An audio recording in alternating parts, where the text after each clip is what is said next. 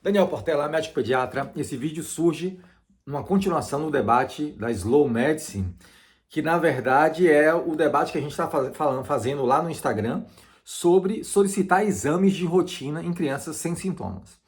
O famoso check-up, né?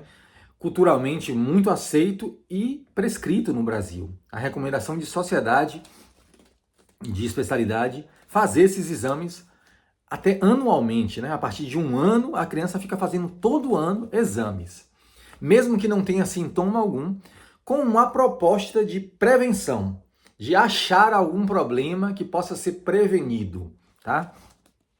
E aí eu coloquei lá o vídeo da Slow Medicine, eu vou colocar o link aqui, que é um geriatra comentando sobre o que é a Slow Medicine, tá bom?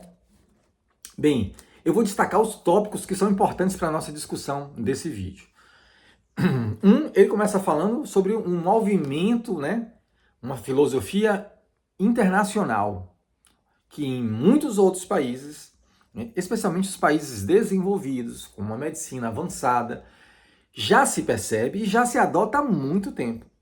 Porém, o Brasil engatinha, como ele traz no vídeo lá, que no Brasil ainda é muito incipiente.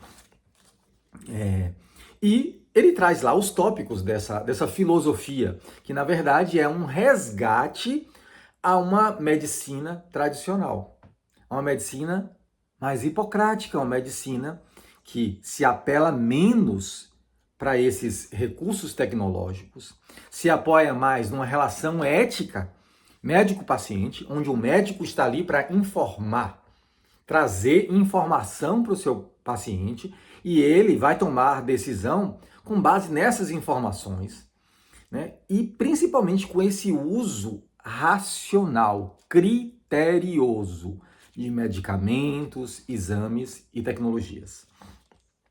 Portanto, desconstruindo a ideia de que o mais é sempre melhor. Como o brasileiro pensa, não, é melhor prevenir do que, né? O remédio não dá.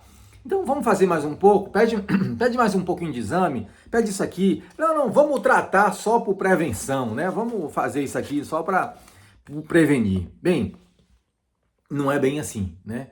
É uma contradição essa filosofia de que fazer mais é melhor. E ao contrário, né? O Slow Medicine apoia o contrário, onde a filosofia do menos quase sempre é melhor. E a gente vai aprofundar essa discussão em mais tópicos. O geriatra também traz a observação lá do formato de consulta. A medicina, uma medicina tradicional, uma medicina que, como ele traz lá, que a gente estuda nos livros, a medicina dos livros, a medicina que a gente aprende nas escolas boas, né, onde o médico com uma boa formação médica, né, uma escola boa, vai aprender um formato de consulta que é bem diferente desse do que a gente vê por aí. Então, existe um momento de conversa, que a gente chama de anamnese, o paciente entra, e é importantíssimo, insubstituível, a conversa. Aquele jogo de perguntas e respostas. Então, o médico precisa perguntar e ouvir, perguntar. Aquele diálogo do médico com o paciente é insubstituível e ele é o início da conversa. Ele é o início da conversa. Por fim, existe o exame clínico, o exame físico, que o médico precisa tocar o paciente, ouvir, escutar, né? Aferir, tocar, usar instrumentos simples como estetoscópio, um tensiômetro da pressão, um otoscópio, um oftalmo e tal. Então, o exame físico, palpar o paciente. Esse é a base da consulta. Isso é a base da consulta. A partir daí, serão solicitados informações adicionais se necessário. E nem sempre é necessário. Aliás, como diria os livros de propedêutica, semiologia, né, o resgate da medicina tradicional, em torno de 70% até 80% dos casos, não são necessários exames complementares. A conversa e o exame físico, o toque, né, do paciente, ele é capaz de chegar a um diagnóstico. E esse diagnóstico vai seguir uma conduta. Então, os exames, apesar, né, da cultura, do senso comum, ele não é uma ordem e não é uma obrigação. Não tem que ter sempre um exame no final da consulta. Calma que a gente vai aprofundar essa discussão. E por fim, ele termina falando sobre as condutas, o tipo de conduta. Nem sempre, e não é isso a única coisa que existe, solicitar um medicamento, fazer uma prescrição de um medicamento, uma receita. O final de uma consulta não necessariamente é uma receita. Existe a possibilidade de orientação, mudança de hábitos de vida, e ele fala um tópico lá muito importante, e que ele faz uma crítica suave, irônica, que é a observação clínica. Ele traz lá uma coisa em desuso na medicina brasileira, infelizmente, a observação clínica, que ele explica lá que é o quê? Chegou a criança com a tosse e coriza, chegou a criança com a febre, e aí você, ao invés de sair metralhando um monte de exame, furar a criança, achar a mãe e o pai que isso é bom, porque eu estou fazendo mais, não, vamos fazer, né? Eu quero fazer tudo.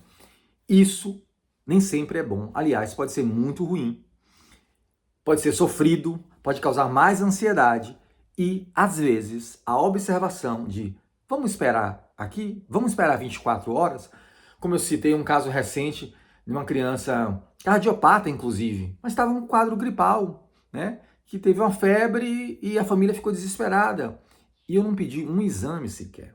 Essa criança tinha meu telefone, a gente se falou de manhã cedo, estava de novo falando com a criança, a gente reavalia no consultório se necessário. E observar.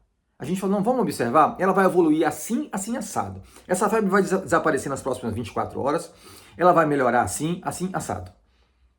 Eu orientei a família foi para casa, não se fez nada, só uma lavagem nasal e tá tudo certo. A criança evoluiu muito bem e essa foi a melhor conduta naquele momento. Sem prescrição de medicamentos, sem exames e sem terror, internação desnecessária e tudo mais. Então, a conduta expectante, que aliás, na pediatria, a conduta expectante estará presente muitas vezes, pelo menos no livro. No livro, a conduta expectante, observar o paciente, não fazer nada naquele momento e orientar o paciente, saber como ele vai evoluir, ter disponibilidade, de acompanhar, perguntar à família como está a evolução, será a melhor conduta em muitos casos na pediatria.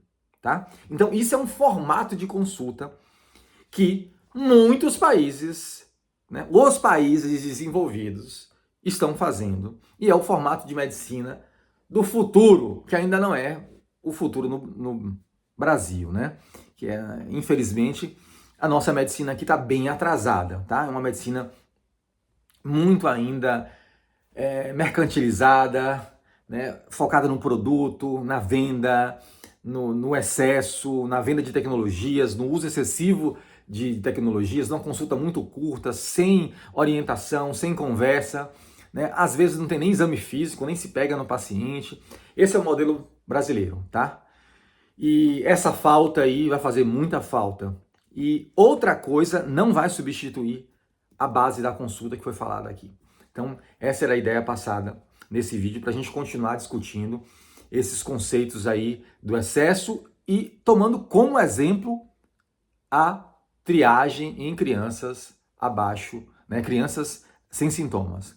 Que a gente não vai responder isso em um vídeo só. A gente vai fazer uma série de vídeos, porque essa discussão é muito profunda até a gente chegar em algo mais elaborado.